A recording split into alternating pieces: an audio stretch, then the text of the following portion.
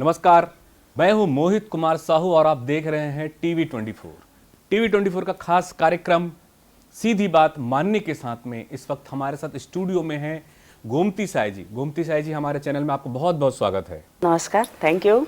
मैं अपने दर्शकों को गोमती साई जी के विषय में बताना चाहूँगा। मुश्किल से महज अगर बात करें तो 2 दशक ही हो रहे हैं, लगभग 2005 से राजनीति में पदार्पण करने वाली गोमती साई जिला पंचायत सदस्य थी 2005 में। 2005 के बाद फिर जिला पंचायत अध्यक्ष बनी। उसके बाद इन्हें पार्टी ने सांसद का टिकट भी दिया और सांसद चुनाव भर भी जीत के आई 2019 में। उसके बाद फिर से इन्हें सांसद जो पार्टी है उन्हें सांसद से विधायक की टिकट दिया और विधायक की टिकट पर भी भाजपा से जीत कर आई और लगातार जनता की सेवा कर रही है। एक लगातार उस क्षेत्र, खासकर हम सरगुजा क्षेत्र की बात करें, वहाँ पर कितना मुश्किल होता है एक महिलाओं के लिए फील्ड पे काम करना, लोगों तक मिलने जाना, जबकि उस क्षेत्र की हम बात करें तो विकास से काफ़ी कोसों दूर, जब से छत्तीसगढ़ नया राज्य बना उसके बाद से विकास से कोसों दूर रहा। तो कितना मुश्किल, कितना कठिन होता है ये जो है राजनीति में एक महिला के लिए काम करना। आइए समझते हैं तमाम चीज़ों को, तमाम बातों को। गोमती जी, में सबसे पहला मेरा प्रश्न ये रहा, चूँकि आपका जो परिवार वो जंक्शन से भी रहा है, तो मैं समझना चाहूँगा, आप तो बिल्कुल नई नई शादी होके आई होंगी उस परिवार में। उसके बाद क्या लगा कि आपको राजनीति में कैसे आनी चाहिए और क्या आपका मायका भी क्या राजनीति के रहा, और जब आप राजनीति में आ ही गई तो राजनीति में आई तो आपको कैसा रहा आपका ये सफ़र? हाँ, देखिए, हमारे जीवन कार्यकाल में तो हम कभी सोचे नहीं थे कि राजनीति में हम आएंगे। परिवार का बहुत मायके का ऐसा बैकग्राउंड भी नहीं था। ठीक है, गोटिया जो मतलब राजाओं के राजवाड़े जमाने में एक गंजवी पदवी था मायके में, लेकिन उसके बाद भी राजनीतिक बैकग्राउंड से कोसों दूर था। लेकिन थोड़ा बहुत इतना ही जानते थे कि राष्ट्रपति क्या होता है, हम ये सब थोड़ा मायके से ही जानने लगे थे।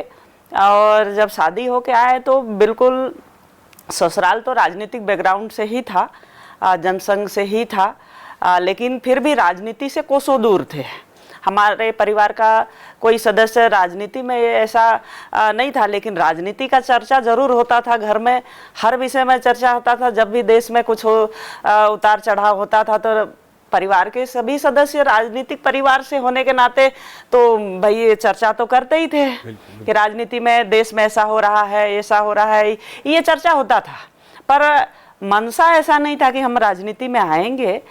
लेकिन कहीं ना कहीं हमारे भारतीय जनता पार्टी को जो प्रदेश नेतृत्व है, केंद्र नेतृत्व है, इनको मैं बहुत धन्यवाद देती हूँ कि उन्होंने मुझे इस लायक समझा, जो पहली बार 2005 में जिला पंचायत सदस्य का चुनाव लड़ने का अवसर जो मिला है, भारतीय जनता पार्टी के आशीर्वाद था, उनका प्रदेश नेतृत्व का, जो आज मैं जहाँ भी हूँ भारतीय जनता पार्टी के नेतृत्व वाली जो हमारे केंद्रीय नेतृत्व, राष्ट्र नेतृत्व है, इनके बदौलत में हूँ। जी, तो आप जैसे जनसंघ से भी रही हैं, मतलब आपका परिवार जो है ससुराल परिवार जनसंघ से रहा, किन किन पदों पे रहे? अगर हम आपके पति की बात करें या आपके ससुर की बात करें, आपके जो भी रिलेशन में रहे होंगे ससुराल पक्ष वाले। जी हाँ, देखिए, ससुर जी तो बिल्कुल कृषक ही थे, लेकिन राजनीति में रुचि जरूर रखते थे वो, क्योंकि नंद कुमार साई जी सगे भाषा होने के नाते वो बचपन से ही वहीं रहते थे, पढ़ाने लिखाने का भी काम किए। और 1976-77 का पहली बार भारतीय जनता पार्टी, जनसंघ से भारतीय जनता पार्टी हुआ, तब से चुनाव 76-77 में वहीं से रह के लड़े, तब करा विधानसभा से, तो रुचि तो था ही। लेकिन श्रीमान जी का अगर बात करूं तो शिवराज जी चौहान अविभाजित मध्य प्रदेश में युवा मोर्चा का जब अध्यक्ष थे शिवराज जी चौहान, तब सदस्य वो थे। तो ये जो है परिवार के लोग तो लंबे समय से ही राजनीतिक परिदृश्य में ही थे, लेकिन अगर व्यक्तिगत पूछा जाए तो मैं नहीं थी। साय परिवार, जी जी जी, साय परिवार पूरा राजनीति में रहा उस क्षेत्र जसपुर से। हाँ, पूरा नंद कुमार साय जी हो वहीं से, और कांग्रेस का विधायक भी हमारे ही गांव से, छोटा सा गांव है अपना गांव जो मुंडाडी के नाम से जानते हैं, जो कांग्रेस के विधायक हमारे घर से बगल में कांग्रेस के विधायक रहते थे, नंद कुमार साय जी बीजेपी के विधायक वहाँ से थे, तो बैकग्राउंड दोनों का था, कांग्रेस बीजेपी दोनों से थे। तो हम तो बड़ा देखे तो नहीं उस परिदृश्य पर, चर्चा में जरूर सुनते थे कि ये यहाँ से यहाँ तक कांग्रेस को मतलब फेवर करते थे, यहाँ से यहाँ बीजेपी को, नंद कुमार साय जी को फेवर करते थे। लेकिन वहाँ का जो वातावरण है, हमारे जो आसपास के गांव के जो पर ये क्षेत्र बीजेपी से शुरू से रहे, भले ही हमारे गांव से कांग्रेस का एमएलए रहते थे और बीजेपी दोनों का थे, पर हमारे गांव के लोग जो है कांग्रेस को सपोर्ट करते थे और क्षेत्र के जितने भी गांव थे आसपास के, वो भारतीय जनता पार्टी को सपोर्ट करते थे। ये चर्चा जो है तमाम तरह की चर्चा, जब हम लोग खाना बनाते टाइम जब साथ में बैठते थे तो चर्चा होता था। तो बाद में जिज्ञासा तो होता ही था कि राजनीति में ऐसा भी होता है, लेकिन हम राजनीति में आने का मेरा विचार नहीं था। हमने ये भी सुना है कि लगभग 15-16 साल की उम्र में आपकी शादी हो गई थी, और इतने कम वक्त, मतलब कम उम्र में बिल्कुल जब आप पढ़ लिख रहे हों और आपकी शादी हो जाए, और आप कभी ये आपने भी सोचा था कि आप सांसद बन जाएंगे या विधायक बन जाएंगी? अब बिल्कुल नहीं। अब कम उम्र में तो शादी हो गया। 1991 में हमारा शादी हुआ। हम तो उस टाइम उम्र का भी बहुत ज़्यादा कड़ाई से सास की तरह से पाबंद नहीं था जो आज है कि 18 साल होगा तभी शादी होगा। उस टाइम थोड़ा शिथिलता था, तो माता पिता जी शादी कर दिए भाई, 15 साल 16 साल में शादी कर दिए। अच्छा लड़का मिला तो कर दो शादी, परिवार अच्छा है, बेटी बड़ी हो गई है और शादी करने लायक है तो शादी कर दो। तो ऐसे ही मैं शादी हुआ, पर जॉइंट फैमिली में शादी हुआ। बड़ा विस्तार, हम लोगों का परिवार बड़े संख्या में थे। कम से कम मेरा शादी संयुक्त परिवार था। कम से कम मेरे शादी होके आने टाइम कम से कम 30 लोग होते थे हम लोग परिवार में।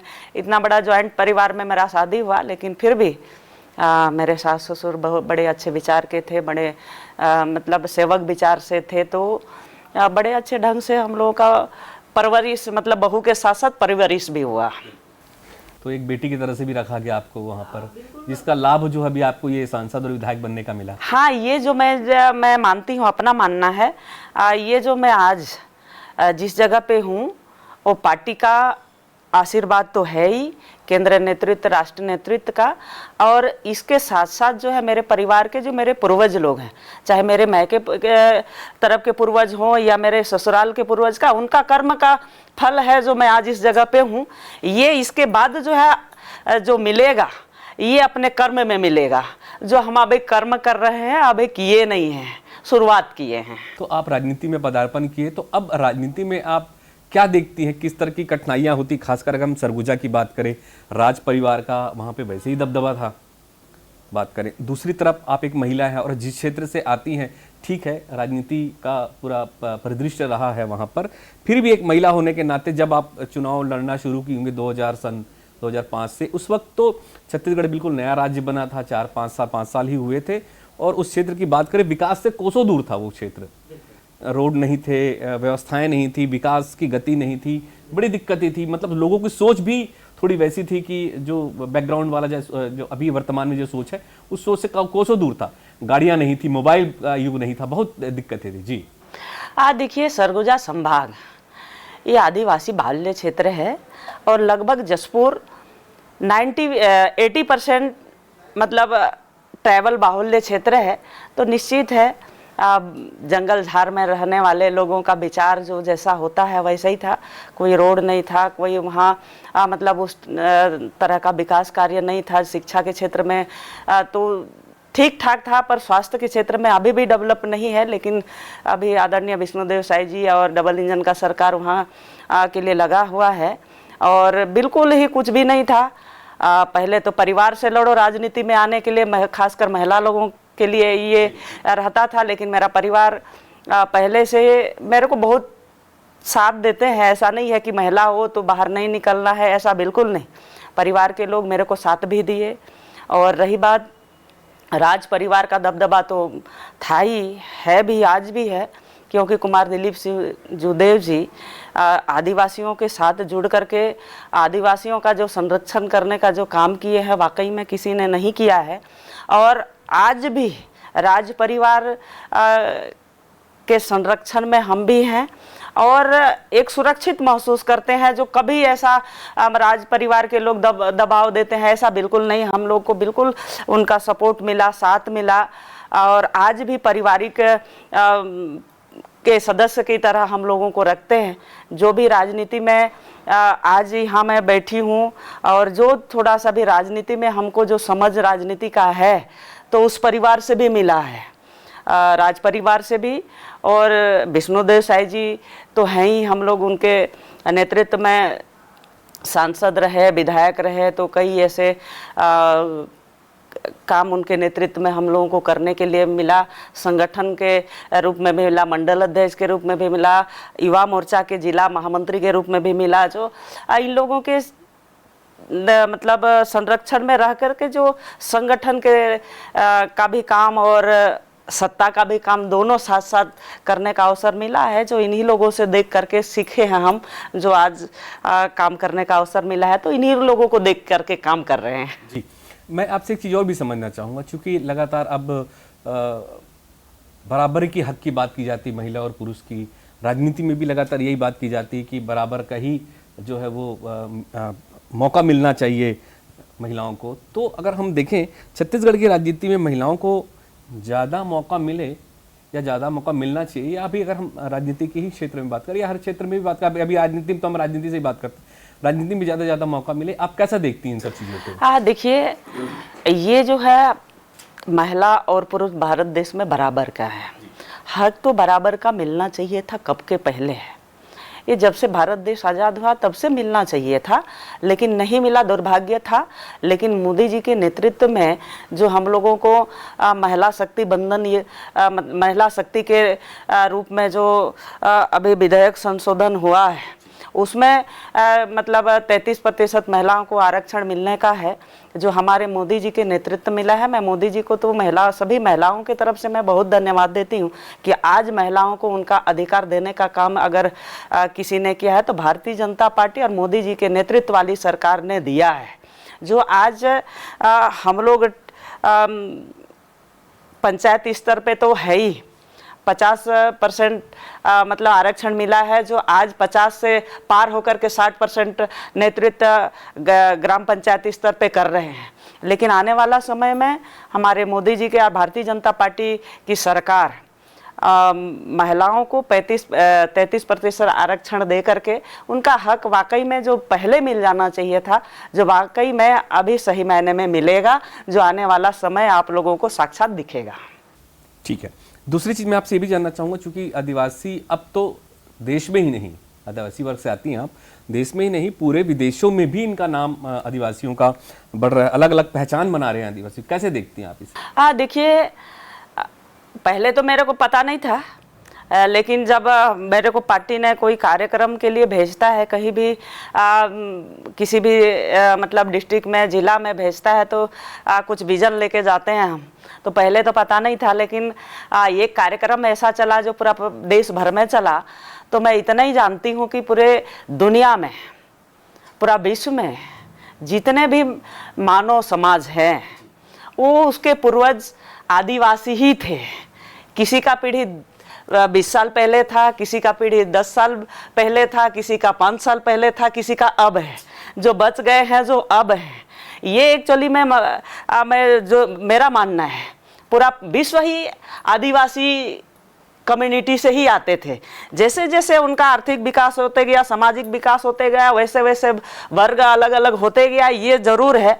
लेकिन जिस तरह से आदिवासियों का विकास पूरा देश दुनिया में अगर हो रहा है तो भारत देश को देख के हो रहा है, क्योंकि पहले आदिवासियों को कुछ समझते नहीं थे, कुछ जानते नहीं थे। लेकिन जब से हमारे नरेंद्र मोदी वाला नेतृत्व वाला सरकार भारत देश में है, जो आज आदिवासी अस्मिता की बेटी आज देश के सर्वोच्च पद में राष्ट्रपति जी के कुर्सी में सुशोभिमान जो किया है, आज पूरा दुनिया देख रहा है कि एक आदिवासी भी कोई समाज है जो उच्च वर्ग में उच्च कोटि का राजनीति भी कर सकता है और उच्च कोटि का पद में बैठ भी सकता है। ये पूरा विश्व देख रहा है, जो आज सही मायने में आदिवासियों का महत्व को समझ रहा है। आज नरेंद्र मोदी जी को मैं धन्यवाद देती हूँ कि पूरे देश में आज भगवान बिरसा मुंडा जी के जन्म दिवस पर आज आदिवासी जन्म दिवस के रूप में, आदिवासी दिवस के रूप में पूरा देश मनाता है। तो उनके नेतृत्व में और भारतीय जनता पार्टी ही कर सकता है, जो सही मायने में आदिवासियों का हक देने वाला भारतीय जनता पार्टी ही है। बिल्कुल ठीक है, बहुत अच्छा बेहतर वर्क हो रहा है और छत्तीसगढ़ लगातार चाह भी रहा था कि एक आदिवासी बहुल क्षेत्र होने के नाते पूरा प्रदेश ही बहुल आदिवासी क्षेत्र है। निश्चित रूप से काफ़ी समय से मांग भी थी कि आदिवासी मुख्यमंत्री बनाया जाए और पीएम मोदी और तमाम जो आपके संगठन और आपके राजनीतिक जो भाजपा के लोग हैं उन्होंने विष्णुदेव साय जी को भी मुख्यमंत्री बनाया और विष्णुदेव साय लगभग 1.5 साल में बहुत बेहतर वर्क कर रहे हैं, एक अच्छा नीति के साथ में, एक अच्छे सोच और समझ के साथ बहुत बेहतर अच्छा काम कर रहे हैं प्रदेश के लिए। मैं आपसे एक और चीज़ समझना चाहूँगा, चूँकि आप पहले सांसद भी रहीं 2019 में, फिर अचानक आपको उस भूमिका से हटाकर विधायक बनाया गया। अब ये दोनों में कितना अंतर पाते, एक सांसद होकर काम करना, फिर एक पर्टिकुलर प्रदेश के अंदर सिर्फ विधायक बन के अपने क्षेत्र में काम करना? जी देखिए, काम करने वालों के लिए मेरा इतना ही मानना है, काम करने वाले व्यक्ति के लिए उसका पद मायने नहीं रखता है, उसका काम मायने रखता है, जो मेरा विचार है। मैं सांसद के रूप में भी अपना सांसदी को मैं अपना महत्व नहीं दी। मेरा जो अधिकार था, मेरे को जो जिस विषय को लेकर के चुन करके भेजे हैं, मेरा काम मायने रखता था। जो आज भी मैं सांसद से विधायक बन गई हूँ तो वो मायने नहीं रखता है, मेरे लिए बिल्कुल मैटर नहीं करता है कि मैं सांसद से विधायक बन गई हूँ, तो ये मेरे मन में आता ही नहीं है। मेरे को जो जवाबदारी जनता ने दिया है, पार्टी ने दिया है, उसको मेरे को किस ढंग से बखूबी निभाना है और अच्छे से अच्छे ढंग से कार्य करना है, ये मेरे लिए मायने रखता है। और अनुभव तो हर क्षेत्र का होना चाहिए। जो सांसद का भी अनुभव मेरे को मिला, आज विधायक का भी अनुभव मिल रहा है। इससे पहले मेरे को पंचायत स्तर का भी प्रतिनिधित्व करने का अवसर मिला, वहाँ भी मेरे को अनुभव मिला। ये हर चीज का अनुभव होना चाहिए। पद मायने नहीं रखता है, मेरे लिए कम मायने रखता है। बिल्कुल। एक चीज ये भी थी, जब आपको सांसद से विधायक की टिकट दी गई और विधायक के देने के साथ ये भी लगातार ये भी चर्चा था कि अब आपको विधायक जीतती हैं तो आपको एक बड़ा पद भी दिया जाएगा, हो सकता है मंत्री बनाया जाएगा। तो आप किसी भूमिका के इंतजार कर रही हैं, कोई खुशखबरी भी मिलने वाली है? क्योंकि अभी तो बचे हैं कुछ और मंत्री बनने का। मेरे मन में ऐसा बिल्कुल नहीं है। मेरे लिए तो पार्टी ने मेरे को एक विधायक बनाया, एक सांसद बनाया, ये मेरे लिए पर्याप्त है। मैं इससे ऊपर कहाँ जाऊँ क्या नहीं जाऊँ, वो मेरे लिए मैं कभी भी मैटर नहीं किया है। हमारे प्रदेश का आदिवासी का बेटा आज प्रदेश के मुखिया हैं, मुख्यमंत्री हैं और बड़ा सहज और सरल व्यक्तित्व के धनी। आज उनसे भी मेरे को बहुत कुछ सीखने के लिए मिलता है कि विष्णुदेव साय जी इतना मतलब कठिन परिस्थिति में भी कैसे शांत, सौम्य और अपने आप को मतलब स्थापित किया है, तो कैसे कर सकते हैं। आज उनसे भी हम लोगों को सीखने का अवसर मिलता है, मेरे को तो खास करके मिला है। मैं सीखती हूँ बहुत सारा चीज़, मैं उनसे सीखती हूँ, जो ये सब सीखने वाली बात है। और किस तरह से पैसेंस रखना, धैर्य से काम लेना, ये सीखने योग्य बातें हैं उनमें। ऐसे ही किसी भी व्यक्ति को मुख्यमंत्री नहीं बना सकते, किसी भी व्यक्ति को राष्ट्रपति नहीं बना सकते। कुछ ना कुछ गुण है जो आज उनके पास है, जो आज उस कुर्सी को शोभायमान किए हैं, तो हमारे लिए सीखने का अवसर है। बिल्कुल बिल्कुल।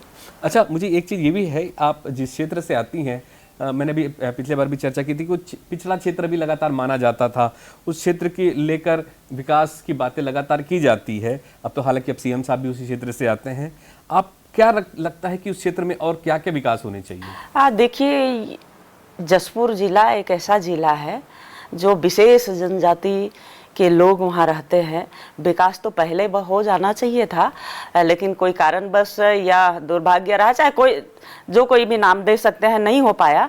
लेकिन विष्णुदेव साय जी उसी जिला के बेटा होने के नाते अब जो चीज़ें हम लोग कल्पना नहीं किए थे, अब उस क्षेत्र डिजर्व करता है और होने जा रहा है। जो कुछ दिन के बाद जो है साक्षात दिखने लगेगा, तब सही मायने में लगेगा कि हाँ, अब जसपुर विकास कर लिया। जबकि वहाँ कोई इंडस्ट्री नहीं है, कोई फैक्ट्री नहीं है, वहाँ एक मतलब स्वच्छ वातावरण है, शुद्ध वातावरण है, और वहाँ के लोग बड़े ही सहज और सरल और सौम्य हैं। और यूं ही नहीं कि वहाँ के लोग अनपढ़ है, ऐसा भी विषय नहीं है। अगर मैं जिला पंचायत की अध्यक्ष थी तभी से मैं बड़ा वाच करती थी कि अगर पूरे प्रदेश में अगर सबसे अगर शिक्षित जिला अगर माना जाए तो जसपुर को माने कोई अतिशयोक्ति नहीं है। आज भी जसपुर जिला भले ही बैकवर्ड हो, लेकिन वहाँ के लोग बैकवर्ड नहीं हैं। आज पूरे देश के कहीं कोना में पाइएगा तो जसपुर के लोग कहीं ना कहीं छोटा नौकरी में या बड़ा नौकरी में या नेतृत्व के क्षेत्र में जसपुर जिला किसी भी विषय में पीछे इस विषय में नहीं है। बाकी विषय में पीछे हो सकता है, रोड के मामले में, बिजली के मामले, पानी के मामले में, खेती बाड़ी के मामले में, इसमें पीछे हो सकता है, पर शिक्षित के मामले में कभी जसपुर जिला पीछे नहीं रहा है। इसके लिए तो मुझे गर्व है। नहीं, मैं तो समझ गया, बहुत अच्छी चीज़ है और हम दर्शक भी समझ रही इस चीज़ को। मैं सिर्फ ये जानना चाह रहा हूँ कि इस क्षेत्र में और ऐसा क्या विकास होना चाहिए। आप तो सांसद भी रही, उस क्षेत्र में और क्या क्या हमको करना चाहिए जिससे उस क्षेत्र का विकास हो। विधायक हैं तो आपको लगता है कि मेरी जिम्मेदारी क्या है, मुझे और क्या करना है यहाँ पे? देखिए, अभी सीएम साहब जब जब जाते हैं वहाँ कार्यक्रम, बड़ा कार्यक्रम होता है तो कुछ ना कुछ वहाँ दे के आते हैं। उस क्षेत्र के बेटा होने के नाते अब मेडिकल कॉलेज अब वहाँ हो गया, वहाँ 200 बेड का हॉस्पिटल दे के आ गए हैं। वहाँ आर्चरी जो तीरंदाजी का एक बड़ा मतलब वो है, जनजाति बाहुल्य क्षेत्र है, तीरंदाजी में बड़ा पारंगत हैं वहाँ के लोग, तीर धनुष उनका हाथ में रहता है। तो ये हो रहा है जगह जगह हमारे विकास खंड स्तरीय पे, कहीं फुटबॉल का स्टेडियम हो गया, कहीं इंडोर स्टेडियम हो गया, ये सब चीज़ हो रहा है। आज रही बात शिक्षा के जगत में, शिक्षा के विषय में भी जगह जगह कॉलेज खुल रहा है, जगह जगह मेडिकल कॉलेज मतलब नर्सिंग कॉलेज हो रहा है। ये सब है जो हमारे उस क्षेत्र में अब हो रहा है। अभी वही मैं बोल रही हूँ कि कागज़ में अभी दिख रहा है, फील्ड में जब ज़मीन पे दिखने लगेगा तब सही मायने में हम लोगों को विकास हो गया है, इस मतलब लगेगा लोगों को। ये मैं लोगों को मतलब जसपुर ज़िले के जनता को मैं ये संदेश देना चाहती हूँ। आज रेलवे वहाँ धड़ल्ले से सर्वे हो रहा है, मतलब कोरबा से लोहरदगा, अंबिकापुर से झारसुगड़ा, तो ये सब सारा चीज़ें हो जाएगा तो ज़मीन पे काम दिखने लगेगा तो लोग विश्वास कर लेगा कि हाँ अब हो रहा है काम। कागज़ को इसलिए वो लोग समझ नहीं पाते कि वो ऑफिशियल काम है, उसको वो लोग देख नहीं पाते। जब ज़मीन पे काम होने लगेगा तो साक्षात दिखेंगे तो बोलेंगे कि हाँ ये अब हो रहा है। हर दृष्टि में, चाहे इंफ्रास्ट्रक्चर के दृष्टि में, चाहे स्वास्थ्य के दृष्टि में, चाहे शिक्षा के दृष्टि में, चाहे पानी का विषय हो, चाहे बिजली का विषय, बिजली भी अभी मतलब वहाँ बड़ा सा मतलब स्टेशन बनने जा रहा है। ये सब तमाम तरह जो है पहले डिजर्व करता था, कब का हो जाना चाहिए था, लेकिन हुआ नहीं है। लेकिन विष्णु देसाई जी के नेतृत्व में, डबल इंजन के नेतृत्व में अब वहाँ धरातल में अब दिखने लगेगा। बिल्कुल, छत्तीसगढ़ के विकास के साथ साथ में पूरे प्रदेश के विकास साथ साथ में सरगुजा और जसपुर का भी बेहतर विकास होगा कि आने वाले समय में। हालांकि बहुत सारे काम हो रहे, चाहे वो सड़क के क्षेत्र में हो, बिजली के क्षेत्र में हो, चाहे वो रेलवे के क्षेत्र में हो, चाहे वो मेडिकल कॉलेज हो या शिक्षा के क्षेत्र में हो, चाहे उद्योग हो, चाय बागान की भी लगातार बात की जाती है। कृषि के क्षेत्र में भी बहुत अच्छा जो है वो जशपुर क्षेत्र काफ़ी आगे है, लेकिन लगातार उसको बढ़ावा देने की आवश्यकता है। ऐसे बहुत सारी चीज़ें, किसानों को बहुत ज़्यादा प्रोत्साहित करने की आवश्यकता है। निश्चित रूप से सरकार अच्छा कर रही है। मैं आपसे एक चीज़ और भी समझना चाहूँगा, चूँकि आप संसद के रूप में केंद्र में भी काम किया, विधायक के रूप में राज्य में काम कर रही, तो मोदी सरकार को आपने देखा है कि कैसे काम करती है, शायद सरकार जो है वो कैसा कर रही है, और आपने अनुभव किया कि केंद्र कैसा काम करती है और राज्य सरकार कैसा काम, आकलन आपने किया होगा उन सब चीज़ों का। देखिए, मोदी जी का बात करूं तो मैंने बहुत करीब से 4.5 साल में, कहे कि 4.5 साल सांसद रहने का अवसर मिला, तो मैं उनके नेतृत्व में जो कोविड काल में काम करने का जो उनका तरीका था, जो वाकई में उस टाइम ऐसा लगता था कि दुनिया अब ख़त्म होने वाला है, लेकिन मोदी जी के नेतृत्व में हम लोगों को, सभी सांसद लोगों को इस तरह से काम में लगाए हो कि 12 बजे रात तक आप लोगों को जागना है। आपके क्षेत्र के लोग विदेश में फंसे हैं, उनको कैसे लाना है, जो जिसको बेड नहीं मिल रहा है उसको कैसे बेड दिलाना है, चाहे दिल्ली में हो, चाहे देश के किसी भी कोने में, चाहे किसको इंजेक्शन नहीं मिल रहा है उसको कैसे दिलाना है, उसको रेफर कैसे करना है, किसको बेड नहीं मिल रहा है उसको बेड का व्यवस्था करके रेफर कैसे कराना है। रात के 12 बजे तक हम लोगों को मतलब ड्यूटी, ये हम लोग का सेवा था। सही मायने में एक जनप्रतिनिधि का सेवा कैसे होना चाहिए था, ये हमने मोदी जी से सीखा है और कोरोना काल में ही सीखा है।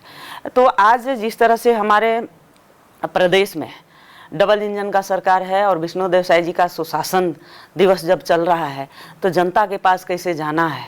हर विधायक अपने क्षेत्र में खाली सत्र के टाइम हो रायपुर में, और कोई मीटिंग हो तो हो रायपुर में, बाकी क्षेत्र अपने मतलब क्षेत्र में अपना विधानसभा में रहो और जनता के बीच में रहो। जनता का सुख और दुख का आप लोग भागीदारी बनो। किस तरह से काम करना है ये भारतीय जनता पार्टी ने हम लोगों को कूट कूट करके सिखाया है। जो ये दोनों सरकार, विष्णुदेव साय जी का सरकार और मोदी जी की सरकार से हम लोगों को काम करने का जो टेक्निक है, इन लोग से हम लोगों को सीखने का अवसर मिला है। हम लोग धन्य। बिल्कुल बिल्कुल। मैं आपसे एक और भी जानना चाहूँगा, भाजपा इन दिनों महिलाओं को आगे बढ़ाने की लगातार रणनीति पर भी काम कर रही है, और महिला होने के नाते आपको क्या लगता है कि पुरुष नेताओं की भीड़ में खासकर महिलाओं को और खासकर आदिवासी महिलाओं को क्षेत्र में कैसे आगे आए पाए? देखिए, मेरा अपना मानना है, मेरा व्यक्तिगत अपना मानना है कि काम करने वाले महिलाओं को और अपना अच्छा मकसद हो तो कहीं भी कठिनाई नहीं होता है। लोगों को उसका काम पद दिलाता है। मतलब कोई भी व्यक्ति बोले कि मेरे को पद मिलेगा तब मैं काम करूंगा, ऐसा विषय नहीं है। भारतीय जनता पार्टी को मेरे को एक देखने के लिए अवसर ये मिला है कि लोगों का काम पद दिलाता है। जब लोग काम करने लगता है, एक महिला काम बढ़ चढ़ करके काम करने लगती है, तो पद उसको खोजता है, ना कि उसको पद को खोजने की जरूरत पड़ता है। ये भारतीय जनता पार्टी में। मेरे को कौन सोचता था कि एक जंगल की रहने वाली आदिवासी महिला सांसद भी बन सकती है, ऐसा कोई हम तो सोच नहीं पाए थे। हम पहले ही बताए थे। लेकिन भारतीय जनता पार्टी है जो जंगल से उठा करके आज देश का सबसे बड़ा पंचायत में मतलब बैठाने का काम भी भारतीय जनता पार्टी ने किया है। और आज डबल इंजन में काम करने का अवसर एक विधायक के रूप में भी मिला है, तो भारतीय जनता पार्टी से मिला है, ये कोई शक नहीं। भारतीय जनता पार्टी में बिल्कुल परिवारवाद नहीं है। किसी को भी कहीं भी उनके काम के अनुसार बैठाने का अगर कोई काम करता है तो भारतीय जनता पार्टी करता है। इसलिए मैं भारतीय जनता पार्टी का विचारधारा है हमको बहुत अच्छा लगता है। नहीं तो कोई नहीं सोच सकता है कि एक महिला को गांव से उठा करके किसी को कहीं भी बैठा दे। ये किसी भी पार्टी में नहीं होता, संभव ही नहीं है। आप पूरा देश में देख लीजिए, किसी भी पार्टी को ले लीजिए, खाली एक परिवार, उसका दादा भी विधायक सांसद, उसका बेटा भी सांसद, उसका नाती भी सांसद, यही पार्टी परंपरा चलते आ रहा है। लेकिन भारतीय जनता पार्टी बिल्कुल ऐसा नहीं है। भारतीय जनता पार्टी उसका काम को देख करके आगे बढ़ाने का काम करता है। जो आज हम लोग जैसे महिलाओं जहाँ भी बैठे हैं, आज कोई नहीं सोच सकता है कि नगर निगम रायपुर में एक महिला बैठी है। आज नेतृत्व करने का अवसर एक महिला को मिला है। ये भारतीय जनता पार्टी में हर कहीं भी आज देश का कैपिटल शहर, कैपिटल स्टेट दिल्ली में एक महिला मुख्यमंत्री है। बिलीव नहीं करेगा कोई। वो खुद नहीं सोच पाई थी कि मैं राष्ट्रपति, खुद नहीं सोच पाई थी कि मैं राष्ट्रपति बनूंगी। एक महिला को अवसर मिला है तो भारतीय जनता पार्टी ने दिया है। ये मैं गर्व के साथ कह सकती हूँ। और आने वाला समय में भारतीय जनता पार्टी महिलाओं को जितना उनका कैपेसिटी होना चाहिए। बिल्कुल। एक मेरा अंतिम संक्षेप में प्रश्न है, अब चूंकि आप राजनीति में हैं, आपका उद्देश्य क्या है कि आप किस तरह से राजनीति को और आगे बढ़ा के और उनको विकास करना चाहती, कैसा देखती हैं आप उसको? हाँ, देखिए, राज्य सरकार का योजना हो चाहे प्रदेश देश का योजना हो, इस सही मायने में हम लोगों को पहुंचाने का काम होना चाहिए। और देश में बहुत अच्छा योजना है जो जनहित में है, डायरेक्ट जनता तक। मैं कई ऐसे योजना का नाम गिना सकती हूँ लेकिन आप लोग सब समझदार हैं, हम लोग तो रोज पढ़ ही रहे हैं उसको। राज्य में भी सारा योजना है, इतना योजना है, ये सारा योजना जो है जनता तक पहुंच जाए और जनता 2047 तक इतना स्टेब्लिश हो जाए कि 1,50,000 रुपया किसी को मांगने की आवश्यकता न पड़े, अपने घर से खर्चा करे, इतना विकास हो जाना चाहिए। ये हमारा लक्ष्य है और हमारे देश के मुखिया का भी यही सोच है, 2047 तक विकसित देश बनाना, ये हमारी लक्ष्य है। उसी विजन के साथ हम लोग काम कर रहे हैं और आगे और स्ट्रगल करना पड़ेगा और हम लोग और स्ट्रगल करेंगे और काम करेंगे, जनता तक अच्छा से अच्छा योजना पहुंचे और जनता जो है एक कदम और ऊपर उठ जाए, देश का विकास हो। तो ये गोमती साय जी अब सांसद से विधायक बनी हैं और लगभग 1.5 वर्ष हो गए हैं इनको विधायक बने और निश्चित रूप से अपने क्षेत्र के लिए जिस तरह से ये काम कर रही हैं, इसका लाभ पूरे जशपुर को तो मिल ही रहा है, साथ ही पूरे छत्तीसगढ़ प्रदेश को भी इसका लाभ मिल रहा है। देश को तो लाभ मिला, लगभग 4.5 साल जब सांसद थी तो काफ़ी इन्होंने भी काम किया और मोदी सरकार की जो योजना थी उनको भी बहुत आगे तक दूरगाम तक जो प्रयास करने था 2047 का जो विजन है उसको लेकर भी ये चल रही हैं। निश्चित रूप से जहाँ पर पूरे देश के विकास कर रही, वहीं प्रदेश का भी विकास गोमती साय जी कर रहे हैं। अपने क्षेत्र के लिए भी लगातार अच्छा एक बेहतर जो सरकार की योजना उसको पहुँचाने का प्रयास लगातार किया जा रहा है और इसके लिए बहुत बहुत शुभकामनाएं। बहुत बहुत धन्यवाद गोमती जी। धन्यवाद, थैंक यू।